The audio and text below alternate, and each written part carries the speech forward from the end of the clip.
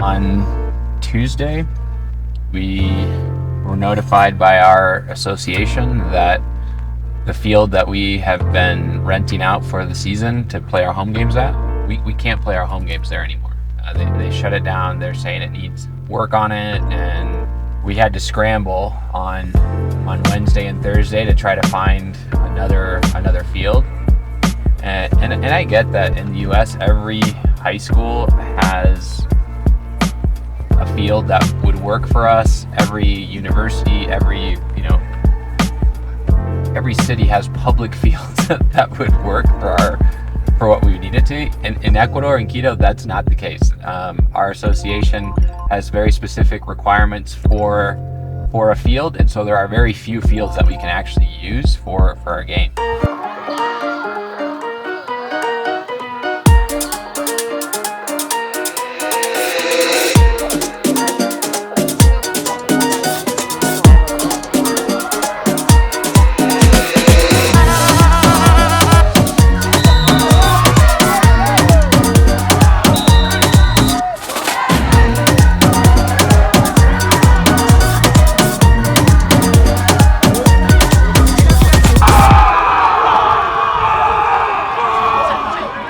A lot of our long-term dreams are to have our own place, so that we can have our own housing on site. We have our own field, so we're not wasting resources on renting fields as we've done since the existence of the club, and be able to really install ourselves in a community and dive into their needs, dive into their hopes and dreams.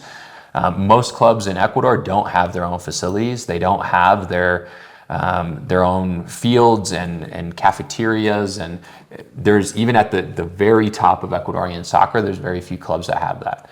And so automatically that puts us in a different conversation than most clubs in the country, and allows us to have access to people in a way that we currently don't have access to people.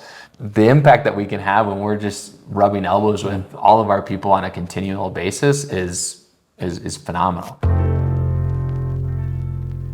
For us, like, soccer is where we have our impact, and that's where we impact our people.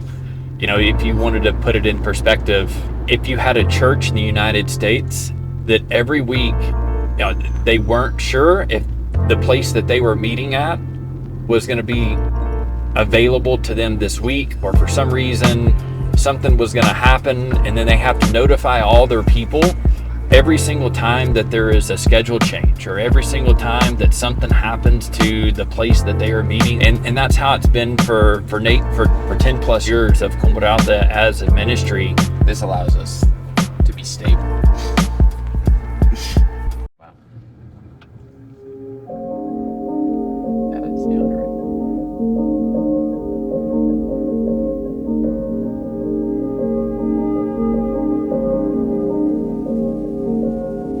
It is emotionally exhausting, just the up and down roller coaster ride of dealing with landlords on, even a daily basis. So to know that we have a place that, ministry can happen and we can have an impact, whenever we want to, I don't know.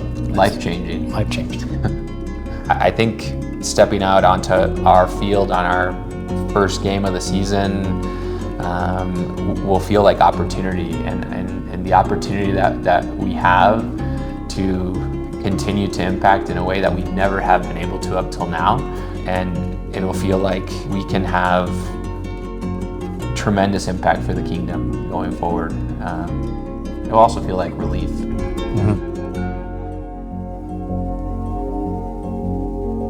I think Ecuador needed a different soccer club, a different type of soccer club. It didn't need another soccer club. There's too many of them already.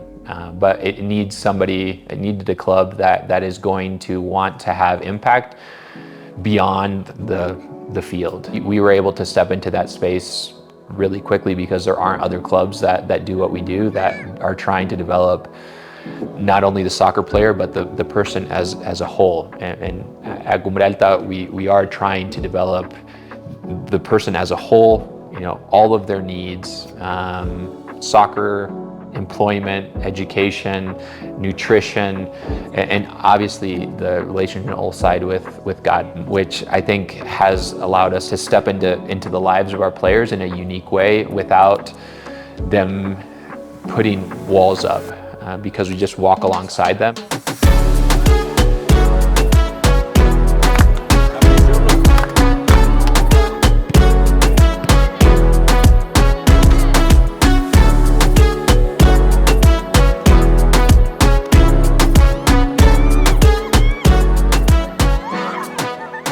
As we pour into them, all right, the invitation is to go pour into other people as well. And we've seen that happen, and I look forward to multiplying that 100 times over.